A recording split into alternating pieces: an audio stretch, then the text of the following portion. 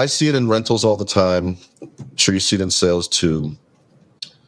The standard of what people think their first house is supposed to be like now is just so huge. I remind people all the time, if you go back to, and it's like what you're always preaching, like, let's say you're a young couple or you're someone that's got their first job and you saved up and you're ready to buy your first house. Well, if you're a couple with no kids and maybe you're approved for $500,000 and you want to get a 3-bedroom, 2-bath house, I'm sure you'd love to have all that space. But could you get a duplex that's 2 bedrooms and 1 bath on each side and live in one and rent the other for a couple of years and cut your living expense in half? And they're like, oh, it's too small. Well, you go to any town USA in the older part of downtown where we've got these houses we call functionally obsolete, right? The old 2-bedroom, 3-bedroom, 1 bath, 800 square foot, 1-car garage with a 3x3 closet. People, that's where families of 4 lived. 100%. And now single people are like, that's too small. I can't live there. I'm like, well, I know. And another thing, Jeremy, I used to rent rooms from other cops when I owned, and I was like house hacking almost the opposite way. They were house hacking to me. So I would rent a room and I would put my money towards investment properties. I was never home. I was out working a lot of hours. Like as a young man, you're supposed to be out there learning how to do stuff.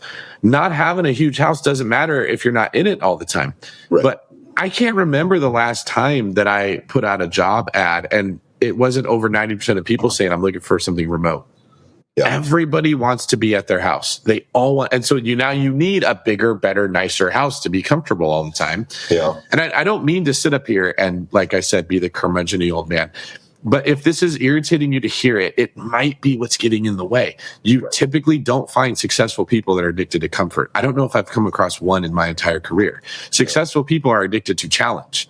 They're out there trying to figure out how to be the top real estate agent in Hawaii, how to buy a house and fail and get back in there and do it again. They're not sitting at home looking for the job that's the most money for the least work. Right. They're saying, what's the thing that's going to teach me the most to make me more valuable? Like you were mentioning, if you can work on cars, if you can be a plumber, if you can be an electrician, if you can be a cop or a firefighter when nobody else wants to do it, is it going to be harder? Yeah. That means you're going to get training opportunities other people didn't get. Your character is going to be developed. Your skills are going to be developed. Your skin gets thicker, right? I used to work 18, 20-hour days more than 10-hour days. Most of the time, that's what I was doing. And when people would say, how do you do it? I'm like, I don't know, man. The car does most of the work. I'm just sitting in a car, driving from call to call and typing on a computer, right? Like if you look at it like it's not manual labor, it's not that hard. You can get through it.